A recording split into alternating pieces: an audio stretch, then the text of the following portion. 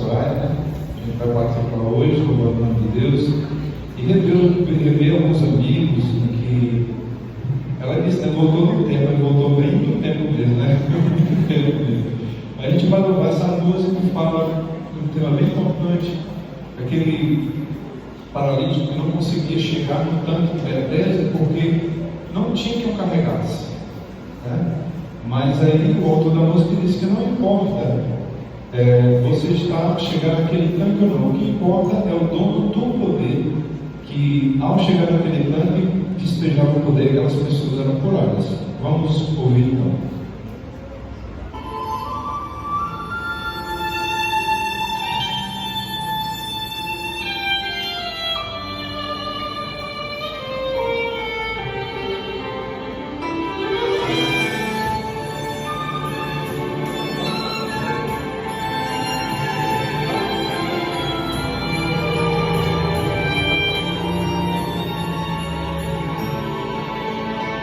Pode me levar ao tanque dos milagres em Betesda.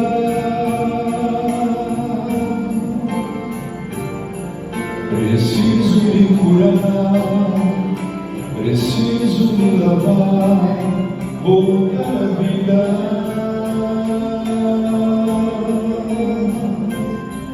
Mas como vou chegar? Não posso caminhar, andar sozinho.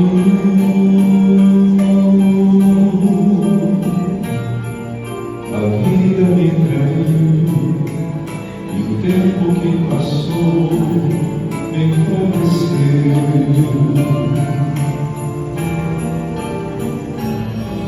Mas sei que o poder é o tanque vem descer.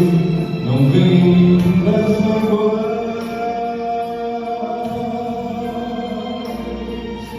mas vem de algum lugar que ninguém sabe achar, ninguém consegue ver.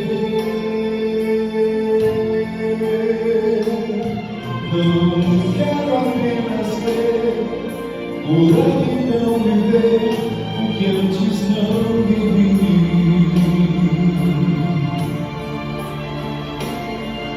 Mas quero conhecer o dono do poder que desce aqui.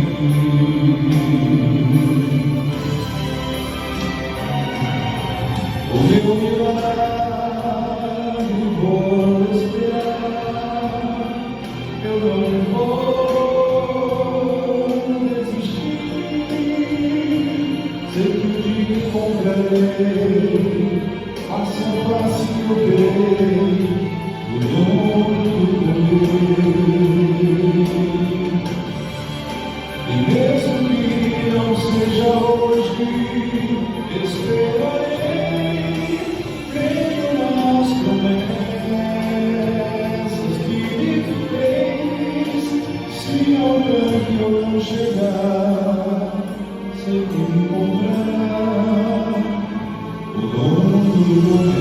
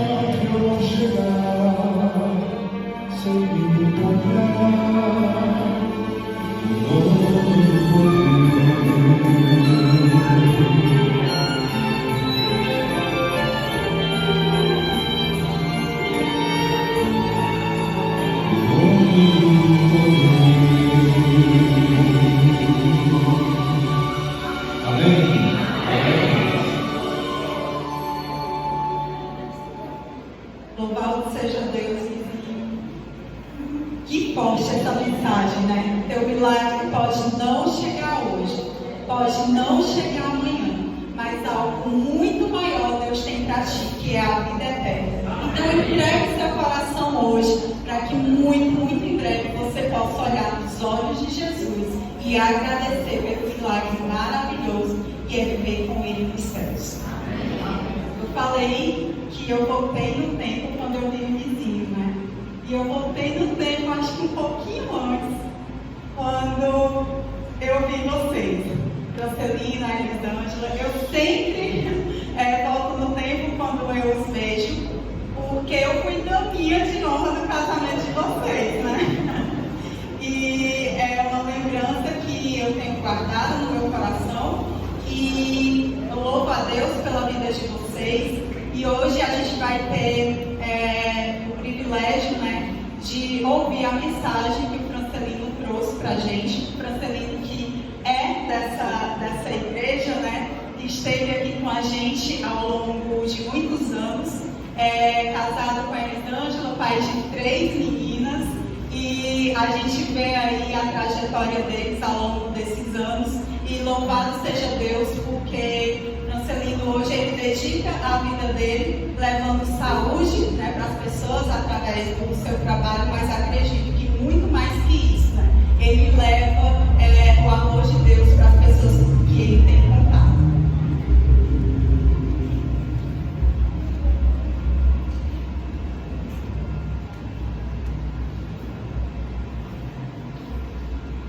Obrigado, Dani. Também é uma alegria ver aqui à frente do trabalho do Senhor. E também uma alegria ver pessoas que eu já conheço, né? Alguns que eu não posso casar mais, outros que eu estou vendo aqui a primeira vez. Que Deus abençoe cada um de vocês, que nós possamos nos regozijarmos ainda mais com a presença do Senhor. Eu já recebi a intimação de Rafael que eu não posso casar ele, porque todas as vezes que eu venho aqui eu caso ele. Né? E aí também uma alegria e um milagre que nós vamos contar hoje, ele tem a ver com o milagre de vida ou vidas transformadas. E vocês precisam ver, participar, vocês precisam perceber a mudança que ocorre na sua vida, que ocorre na minha vida, a cada dia, a cada momento, para que a gente possa louvar o nome do Senhor naqueles momentos que precisamos fazer isso diante de Deus. Então eu gostaria que vocês abrissem a Bíblia. Antes agradeço aqui aos dirigentes que me convidaram. Aqui está à frente, tá? Não foi assim tão simples eu chegar aqui nesse horário. Tive que fazer alguns malabarismos, mas o Senhor nos trouxe até aqui. Amém? Abramos a Bíblia no capítulo 4 de Marcos. É o segundo livro do Novo Testamento, capítulo 4 de Marcos. O versículo é o 35. E neste momento eu gostaria que vocês, antes de ler, curvassem a cabeça, para que o Senhor possa colocar no seu coração tudo que é necessário, o que você precisa hoje, para sair daqui mais alto e melhor do que quando chegou. Vamos orar então? Senhor nosso Deus, nós nos colocamos em tuas mãos para que o teu Santo Espírito nos preencha nesta noite. E assim nós oramos em nome de Jesus. Amém. Vocês acham que é fácil ser cristão? Não. Vocês acham que foi fácil ser Jesus Cristo? Não. Não foi fácil. Eu me vejo muitas vezes cansado e eu fico olhando como a vida é difícil. E eu olhando aqui, versículo 35, que começa assim: naquele dia. Que dia? Um dia qualquer na vida de Jesus, que durante 3 anos e meio de ministério nunca teve feriado. A gente fica ali no sábado, domingo, um pouquinho de folga, né? Mas naquele dia era só mais um dia para Jesus. Ele nunca teve um feriado desde o dia que ele foi batizado e começou o seu ministério. E Jesus encontrava com pessoas que amavam recebê-lo, mas também encontrava com pessoas que odiavam vê-lo. Da mesma forma que havia pessoas que queriam tocá-lo, havia pessoas que queriam matá-lo. Irmãos, não é fácil levar a palavra do Senhor, como disse minha irmã, como diz as Escrituras. Quando você leva a palavra do Senhor, como diz as Escrituras, um mar de acontecimentos e de situações vem de encontro a você para impedir que você leve essa palavra. Eu estou dando esse pouquinho de introdução, porque vocês vão perceber que o milagre de hoje tem tudo a ver com você, tem tudo a ver comigo, tudo a ver com você, com a sua família, assim como tem tudo a ver comigo. Naquele dia, não foi de manhã cedo, sendo já tarde, disse-lhes Jesus: passemos para outra margem. Jesus está diante do lago da Galileia, também chamado de Lago de Genezaré, que hoje divide Israel da Síria e quase que divide da Jordânia, onde vocês estão ouvindo falar de guerras. O Lago de Genezaré, do outro lado de uma margem, fica uma montanha. E em 1970 e alguma coisa, Israel tomou essa montanha, porque essa montanha pertence à Síria, e lá de cima eles podiam atirar e matar qualquer um judeu aqui embaixo. Então, para a segurança deles, eles foram lá e tomaram o cume daquela montanha. São as montanhas de Golã. Mas Jesus disse: passemos para outra margem. Qual era a intenção de Jesus? Os discípulos não perguntaram. Mas eu posso dizer, Jesus tinha um encontro muito estranho, mas Jesus tinha um encontro. Ele havia marcado um encontro com alguém que não sabia encontrar com Jesus.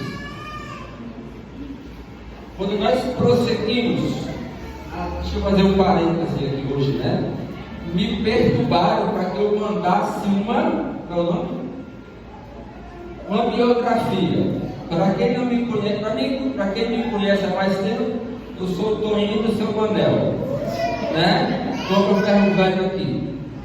Depois de um tempo eu virei um tal de Francilino. Eu demorei a acostumar, mas que eu vi essa igreja crescer do zero. Eu dormi nesses bancos aqui embaixo da igreja, enquanto ela era construída, porque já estava construída, tinha objetos que a gente tinha que vigiar. Então eu sou essa pessoa, tá? E eu me coloco muito lá naquele verso de Isaías, da seguinte forma: eis-me aqui, envia-me a mim. Essa é a minha biografia que eu peço a Deus para que seja verdade na minha vida. Eis-me aqui, envia-me a mim.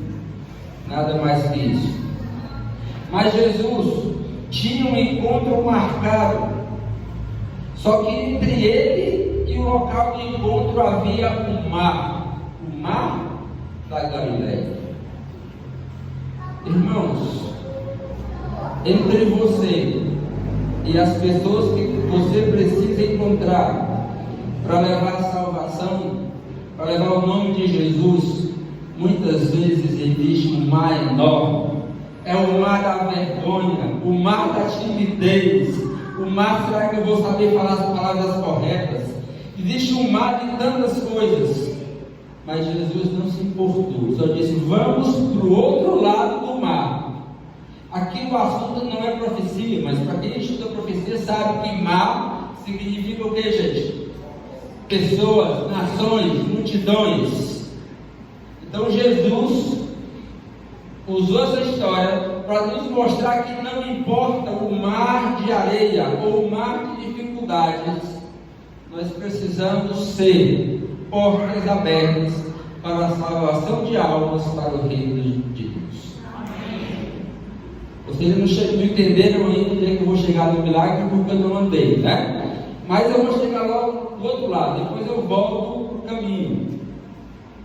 Então, capítulo 4, verso 35. Agora vamos no capítulo 5, verso 1. Diz que entre mentes. Eu queria até que alguém procurasse no dicionário o que significa entre mentes, né? Porque tem hora que as palavras são difíceis.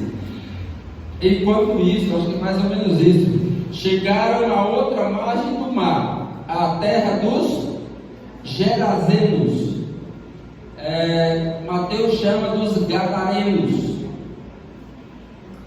Ao desembarcar, olha bem o encontro de Jesus como era estranho. Ao desembarcar, logo veio dos cemitérios ao seu encontro um homem possesso de espírito imundo. Olha agora, Jesus convida os discípulos para atravessar para o outro lado. Os discípulos não sabiam o que Jesus ia fazer lá. Mas, no caminho, voltando aqui ao capítulo 4, 35, diz que no verso 36 e no verso 37, diz: ora, levantou-se grande temporal de vento, e as ondas se arremessavam contra o barco, de modo que o mesmo já estava a encher-se de água. E Jesus estava na polpa dormindo sobre o travesseiro. Eles o despertaram e lhes disseram, capítulo 4, verso 37 e 38, mestre, não te importa que tu não sabe que vamos morrer? Tu não percebeu ainda não, né? Daquela linguagem de adolescente, né? Tu não percebeu ainda a coisa. Jesus havia marcado um encontro.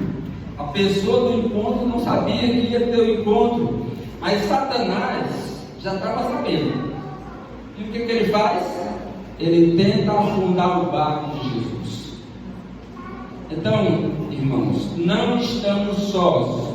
Quando você perceber que alguém que você quer salvar, ou orando por ele, ou estudando com ele, nós não estamos sós. Assim como o nosso Salvador foi perseguido e tentaram matá-lo no lago das multidões, também vão tentar com você. Não sei, Pedro, quando foi preso, né, logo depois da morte de Jesus, sua assunção ao céu, diz que Pedro agora se regozijava por ter podido ser açoitado e preso pelo nome de Jesus. E é para isso que Jesus chama a mim e a você, para se regozijar do mesmo sofrimento que ele sofreu, mas que é a verdadeira alegria que as celestes e as festas não te dão. A alegria de pertencer ao reino dos céus. Quantos aqui desejam pertencer a esse reino? Então, queridos, voltando ao capítulo 5, versículo 1, nós já vemos que Jesus marcou o encontro, ele queria chegar, mas não foi fácil chegar. Entre Jesus e o objeto do encontro, a salvação lá, sempre tem dificuldades, perseguições, sofrimentos. Alguém vai ser atingido, e o mais atingido será você. O interessante, irmãos, é que Jesus dormia lá,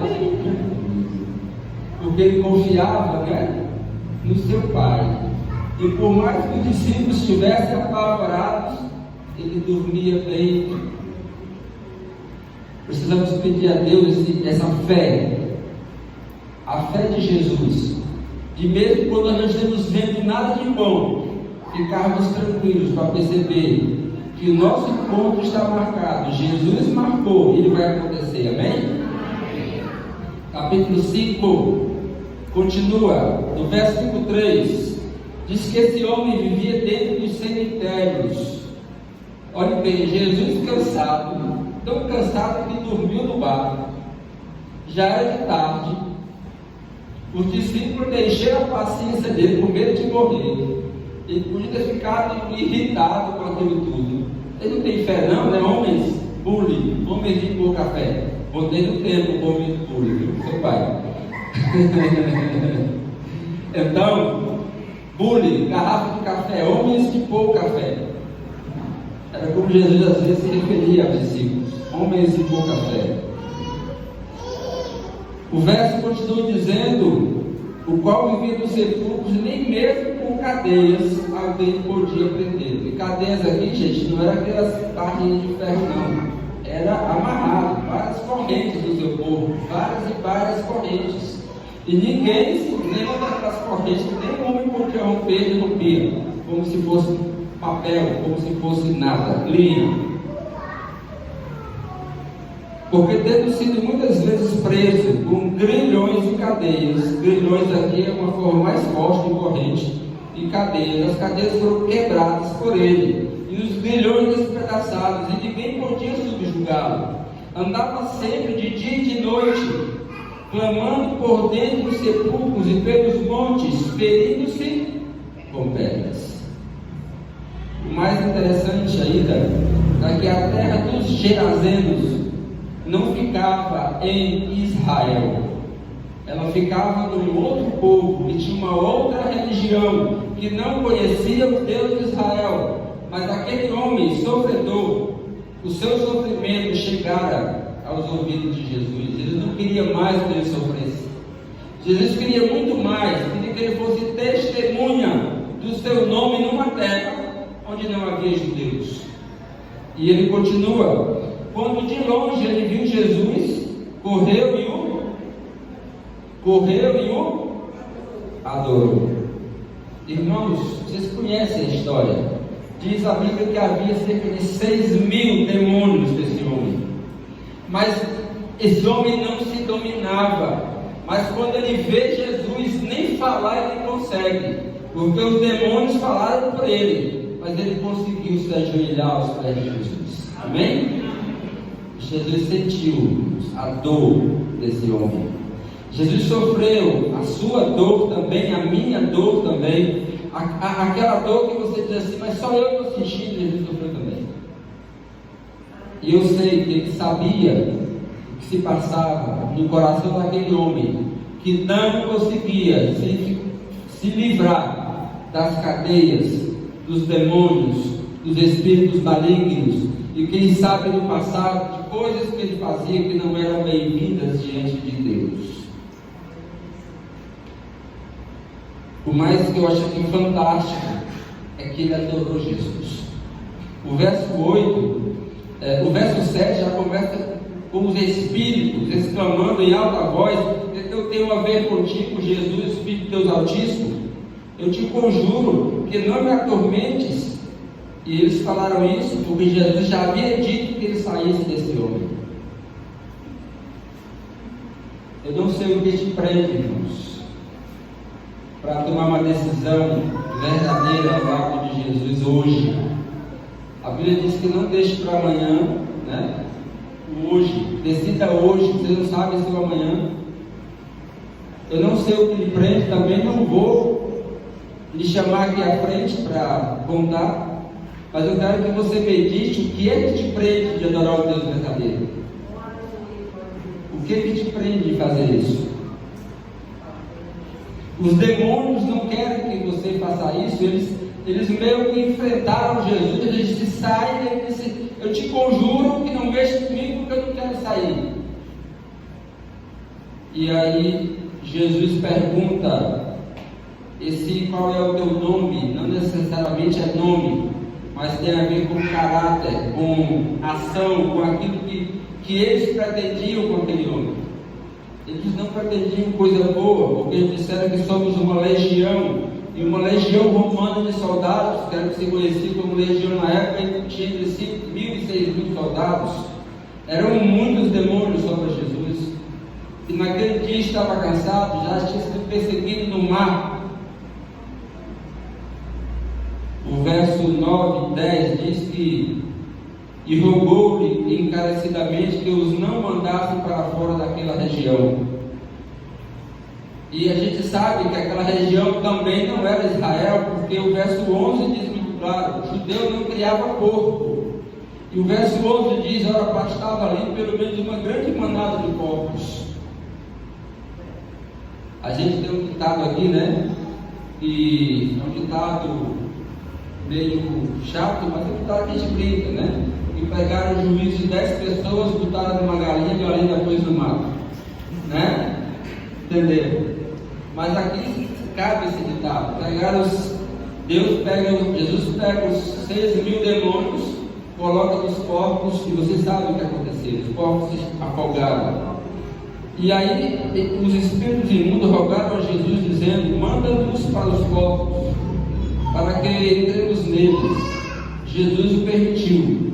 Então saíram os espíritos imundos, entraram nos corpos, e a manada, que era cerca de 2.000 porcos, um homem com 6.000, uma manada com 2.000, só precisava 3 demônios para cada um deles, para cada porco. E a manada, que era cerca de 2.000, precipitou-se despenhadeiro abaixo, para dentro do mar, onde se afogaram. Os porqueiros fugiram e o anunciaram na cidade e pelos campos. Então saiu o povo para ver o que acontecera. Mas, irmãos, esse milagre despertou vários sentimentos nas pessoas. Para aquele homem, vocês vão ver que ele ficou calmíssimo perto de Jesus. Para os donos dos porcos, eles não viram Jesus, mas viram o prejuízo que iam ter. Eu sei que alguém aqui já estudou a Bíblia e já orou por pessoas que decidiram não seguir a Bíblia, porque não queriam fechar seu comércio no sábado. Já aconteceu comigo. Eles preferem abrir o dinheiro, eles sabem o dinheiro que vão ganhar naquele dia, do que ganhar uma vida eterna que está preparada para aqueles que amam o nome de Jesus. Amém. Além de fazerem isso disfarçados para dizer que não era o dinheiro, eles meteram medo nas pessoas. As pessoas foram até Jesus com medo. O livro de Lucas diz que as pessoas ficaram aterrorizadas com aquilo. Ao invés de ficarem felizes em ver uma alma liberta de 6.000 demônios, as pessoas ficaram aterrorizadas com o prejuízo da manada de porcos. Da mesma forma que hoje nós vemos a mídia fazer malabarismo para pegar o que é bom e dizer que é mal, e pegar o que é mal e dizer que é bom. Aquelas pessoas ali, elas fizeram isso com Jesus, e diz no verso 15 que, indo ter com Jesus, viram o endemoniado. Primeira coisa, viram o endemoniado.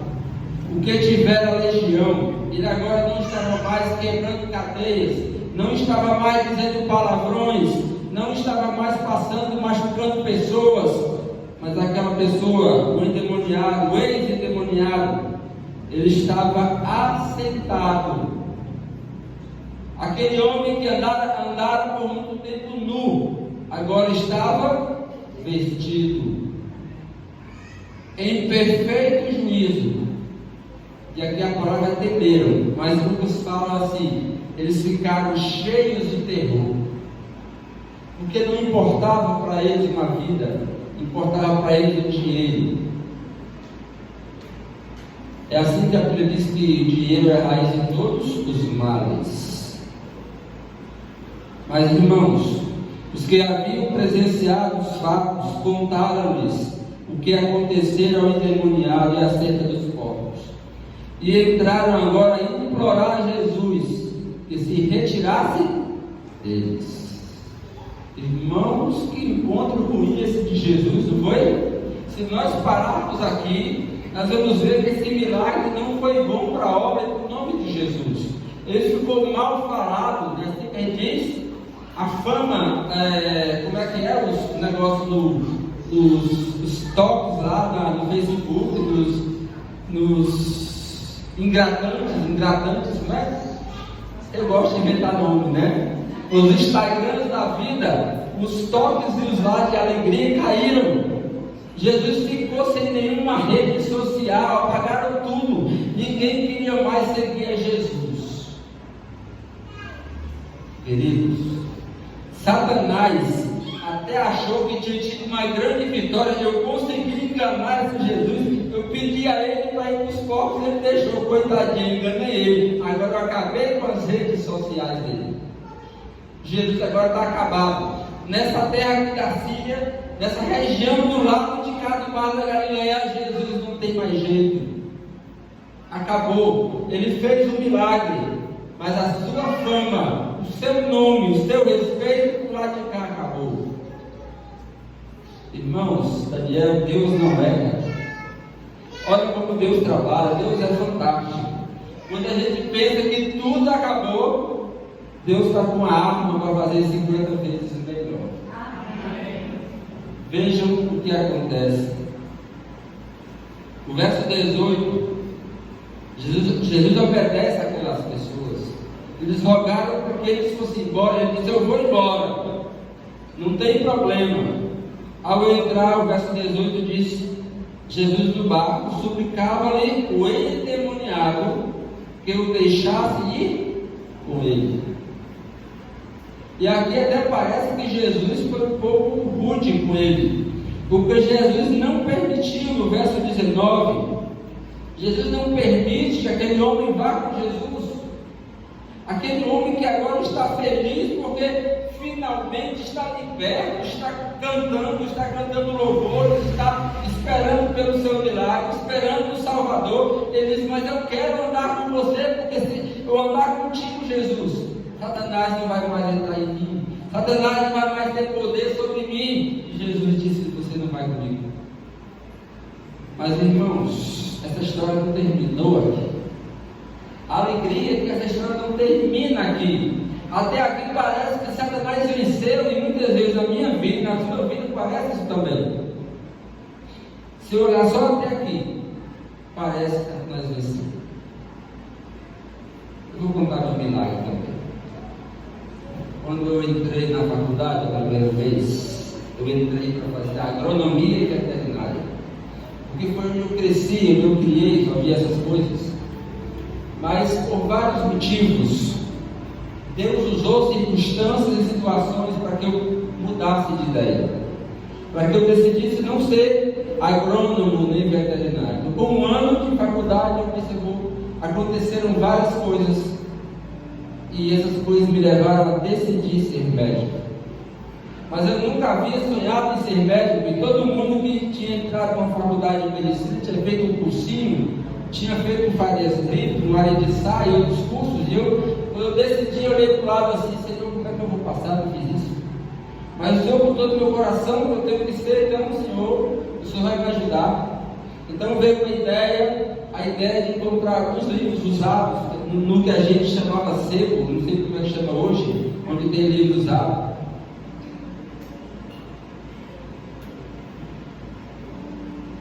E eu comprei a coleção César e César, nem sei se existe, matemática e física, porque foram as minhas dificuldades no colégio estadual, onde eu havia estudado.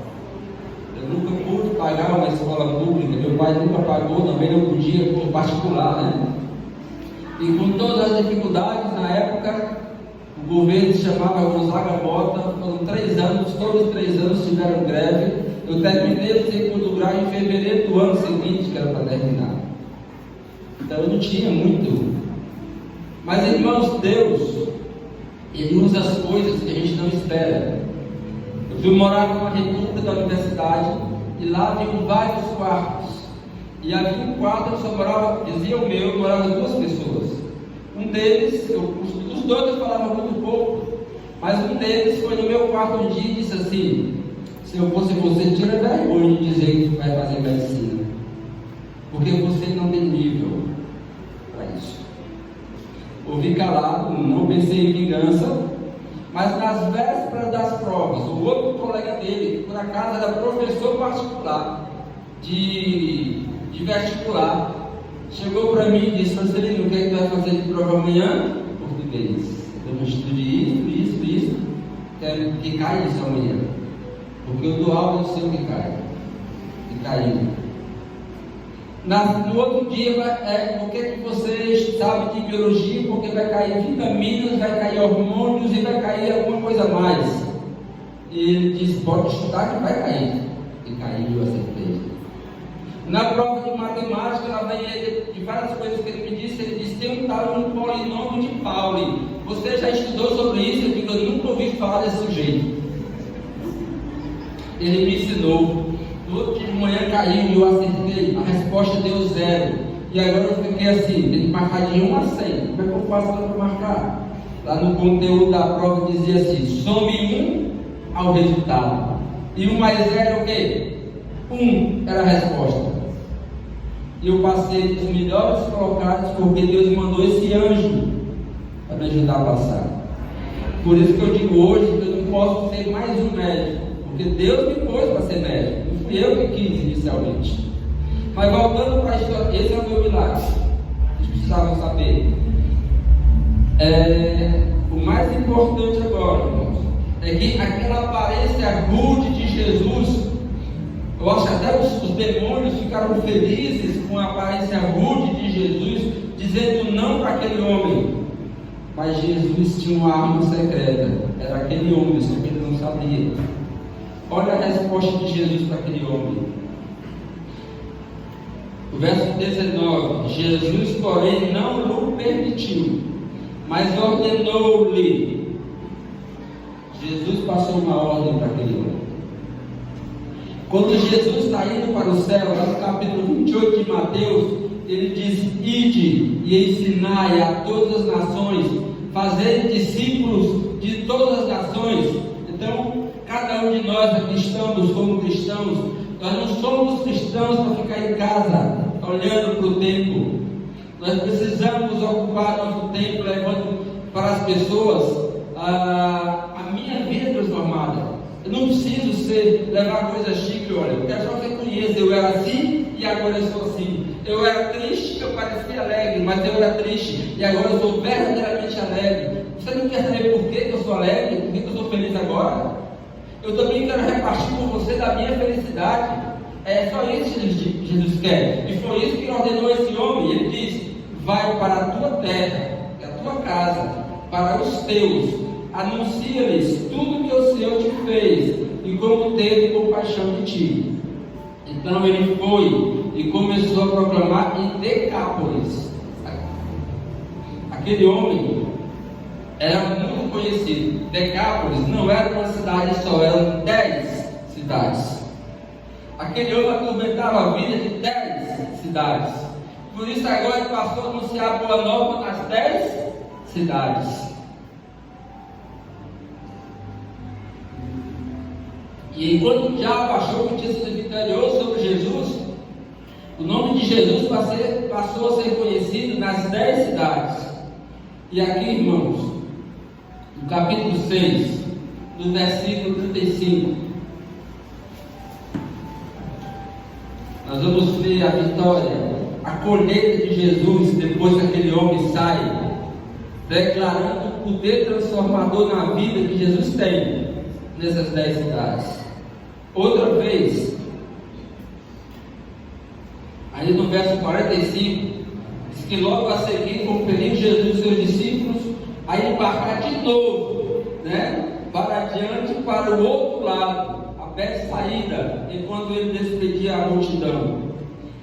O verso 53 diz que, estando já no outro lado, chegaram à terra em Genezaré, onde a aportaram. Era da mesma circunvizinhança dos Gerazenos. E aquele homem havia pregado o nome de Jesus e falado da sua transformação, agora de tal forma que todos aqueles invejosos que falaram mal de Jesus, que acabaram com os... esqueça os nomezinhos que se botam do Instagram, como é que chama? As likes do Instagram de Jesus tinham ficado zero. Mas quando aquele homem pregou sobre Jesus, mostrou que realmente era Jesus, as likes de Jesus subiram. E olha o que acontece aqui, meus irmãos. Diz que, verso 54, saindo eles do barco, logo o povo reconheceu o que, irmãos? Eita, meus irmãos, glória a Deus. O maior milagre que Jesus faz é transformar uma vida. Ele expulsou aqueles 6.000 demônios. O diabo apareceu vitorioso, mas uma vida transformada teve o poder que 6.000 demônios não tiveram. Amém, irmãos? Amém. O povo logo reconheceu. O Instagram de Jesus estava cheio de novo de likes. E olha só, e percorrendo toda aquela região, traziam em leitos os enfermos, para onde ouviam que ele estava, onde quer que ele entrasse, nas aldeias, naquelas cidades ou campos, punham os enfermos nas praças, rogando-lhes que os deixassem tocar ao menos na orla da sua veste, e quando os a tocavam, saíam curados. Irmãos, Deus não quer sair daqui hoje, ou melhor, não quer que você saia daqui hoje sem que você faça um milagre na sua vida para Jesus. Ele quer mudar, Ele quer fazer um milagre, transformar a sua vida. Ele não quer que você já entre no barco com Ele e acompanhe, mas que você volte para a sua família e diga: o meu Senhor, o Jesus que eu conheço, Ele transformou a minha vida e quer transformar a tua também. É assim que Deus quer fazer. Ele quer que você tenha a verdadeira alegria, a verdadeira esperança. Eu não vou muito longe no Covid.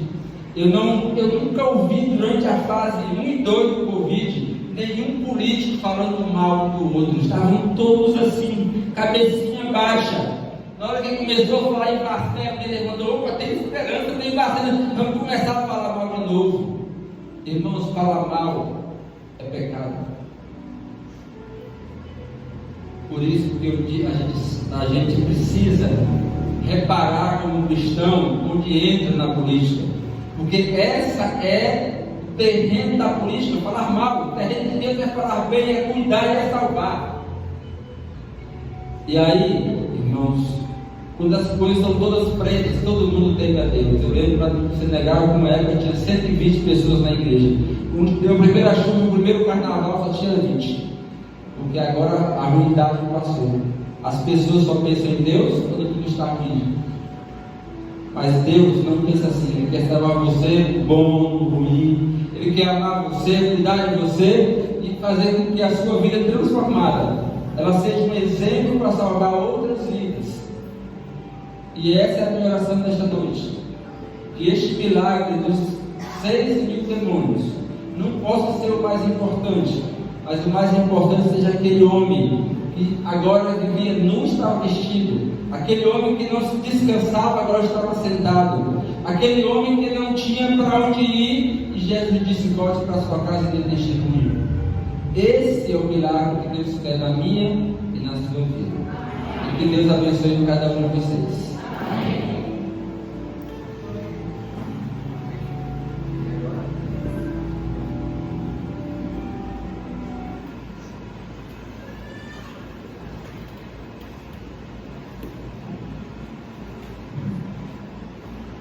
Contextualizando um pouco a música que nós vamos cantar, o pastor falou: pastor Celito, que eu conheço ele desde mais novo, né? Pequeno não, né? Mais novo, né? Esqueceram de na igreja, falou sobre a Covid. Eu tenho visto coisas hoje que eu acho que deu a Covid nessa guerra, né? Hoje a gente tem ouvido coisas que quando eu entrei na igreja, eu entrei muito novinho, de 16 anos, estou só com 56. E eu nunca tinha ouvido isso. Não passava pela minha cabeça eu alcançar esse tempo. A gente falava do fim dos tempos e tudo, mas eu nunca imaginei passar e ver o que eu vi nas reportagens, nos vídeos que eu vi nessa guerra do Carapião. Então a Bíblia fala de algo melhor, uma esperança maior, um lugar melhor, onde não haverá dor, não haverá tristeza, não haverá mães chorando, não haverá Covid, não haverá nenhum tipo de mal, onde tudo será transformado. E nós queremos que nós estamos no lugar, é isso? Que essa nossa esperança, isso possa mexer e possa inundar o nosso coração, nós possamos viver essa esperança cada dia de nossa vida. Amém.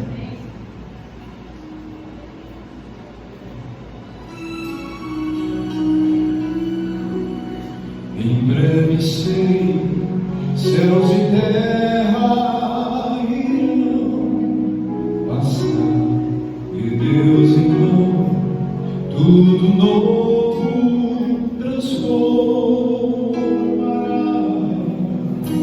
e todo mal que acontecer cairá.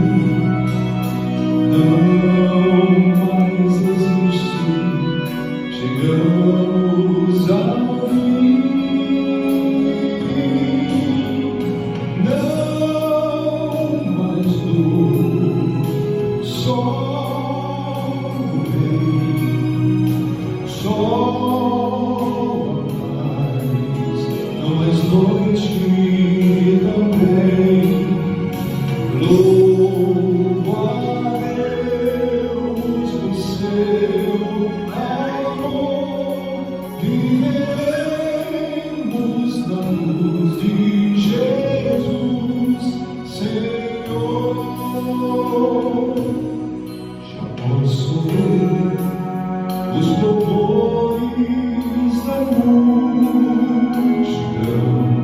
Já posso ouvir a mais bela e feliz canção.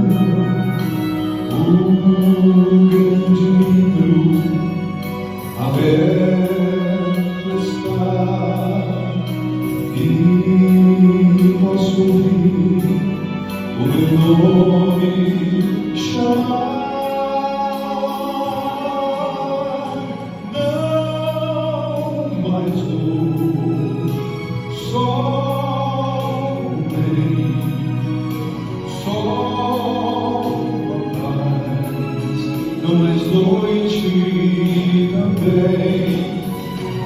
Louvo a Deus no seu amor, viveremos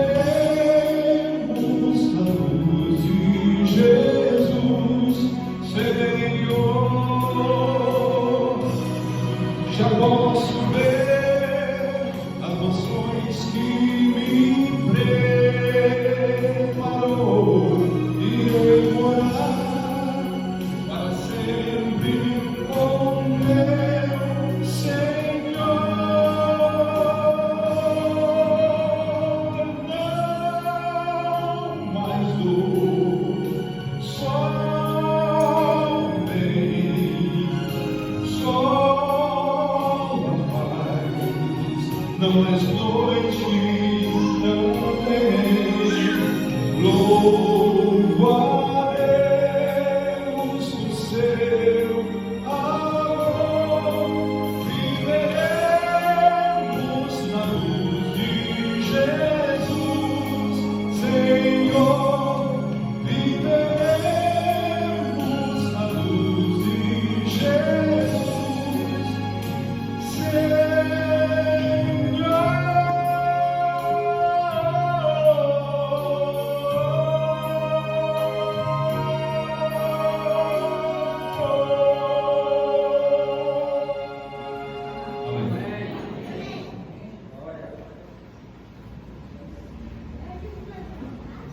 Enquanto oramos, você se prepare para vir na próxima semana. E durante as suas orações da semana, pergunte a Deus qual é o seu milagre. Como ele pode acontecer na sua vida? Oremos. Santíssimo Deus, Deus Criador dos céus e da terra, Deus que nos enche de perdão pela tua graça, nos dá misericórdia de falarmos no teu nome. Temos inúmeras pessoas aqui, Senhor, cada uma precisa de um milagre, cada milagre é individual, ninguém se repete.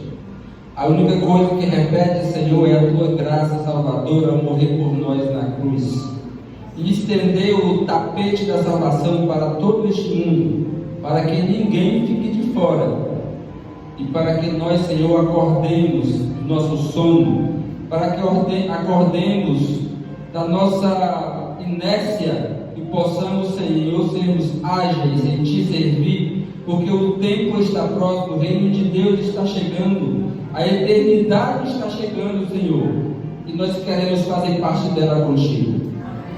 Temos muitos pecados, muitos, mas a Tua graça cobre todos, e assim nós pedimos perdão por cada um deles. E, Senhor, não nos deixe só, Senhor. Não nos deixe só e sem nenhum testemunho para dar sobre a nossa transformação. Que possamos mostrar ao mundo como Jesus atuou na minha vida.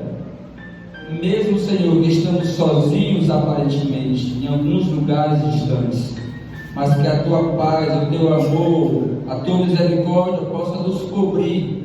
Teus santos anjos possam nos proteger e nos dar a certeza de que nunca estamos sozinhos, Senhor.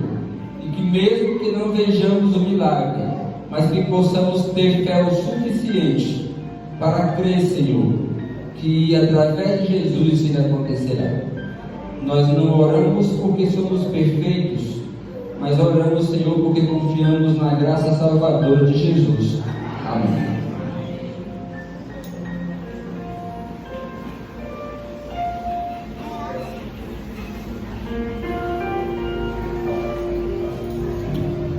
Nós nos despedimos repetimos hoje, mas eu já tenho um convite para você se fazer presente no próximo domingo e trazer um amigo. Se você se sentiu tocado hoje, né, através da palavra, que você possa compartilhar, coisa boa a gente compartilha. Então você convide um amigo para estar aqui também conosco.